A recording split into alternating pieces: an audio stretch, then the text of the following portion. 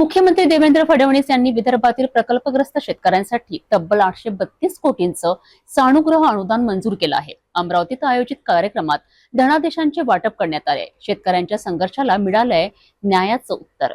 अमरावतीत झालेल्या ऐतिहासिक कार्यक्रमात मुख्यमंत्री देवेंद्र फडणवीस यांच्या हस्ते प्रकल्पग्रस्त शेतकऱ्यांना प्रातिनिधिक स्वरूपात सानुग्रह अनुदानाचे धनादेश वाटप करण्यात आलेत। 2006 ते 2013 या कालावधीत सिंचन प्रकल्पांसाठी जमिनी संपादित करण्यात आल्या, परंतु मोबदला मिळालाच नाही किंवा मिळालाही तो अत्यल्प।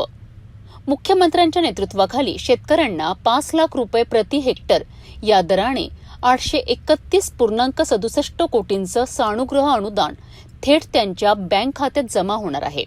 हा निर्णय म्हणजे शेतकऱ्यांच्या संघर्षाला मिळालेलं यश आहे। अमरावतीतील संत ज्ञानेश्वर सांस्कृतिक भवनात झालेल्या या कार्यक्रमात महसूल मंत्री व पालकमंत्री चंद्रशेखर बावनकुळे, जलसंपदा मंत्री गिरीश महाजन, कामगार मंत्री आकाश फुंडकर, खासदार डॉक्टर अनिल बोंडे, आमदार प्रताप अडसड, रवी राणा, प्रवीण तायडे आणि संघटनेचे अध्यक्ष मनोज चव्हाण मान्यवर उपस्थित होते। मुख्यमंत्र्यांनी यावेळी शेती विकासाच्या अनेक योजनाही जाहीर केल्यात। वैनगंगा नळगंगा नदीजोड प्रकल्प, बळीराजा नवसंजीवनी योजना, नानाजी देशमुख कृषी संजीवनी योजना, 12 तास मोफत वीज, ॲग्रिस्टॅगद्वारे जमीन डिजिटायझेशन, शासकीय नोकऱ्यांमध्ये प्रकल्पग्रस्तांना आरक्षण वाढ। शेतकरी आता केवळ पोशिंदा राहणार नाही तर आत्मनिर्भर उद्योजकही बनेल आहे, असे मुख्यमंत्री म्हणाले।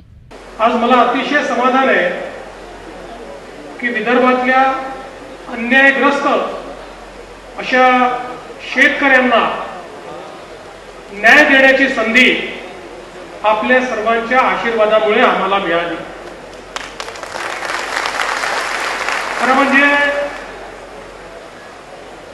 शेतकऱ्याच्या जीवनामध्ये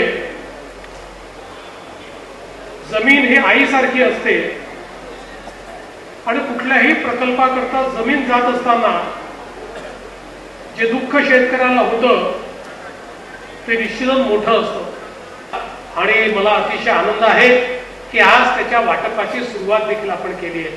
शेवटी प्रकल्पग्रस्तांसाठी संघर्ष करणाऱ्या आमदार प्रताप अडसड आणि मनोज चव्हाण यांचा मुख्यमंत्र्यांच्या हस्ते सत्कार करण्यात आला। 832 कोटी रुपयाचं वाटप आणि खरं तर हा ऐतिहासिक निर्णय आहे आणि विदर्भ बळीराजा प्रकल्प संघर्ष समितीला आणि आपल्या शेतकऱ्याला माननीय देवेंद्रजी न्याय मिळवून दिला, त्याबद्दल एकदा जोरात टाळ्या वाजवून आपण माननीय देवेंद्रजींचं या ठिकाणी मनापासून अभिनंदन करूया।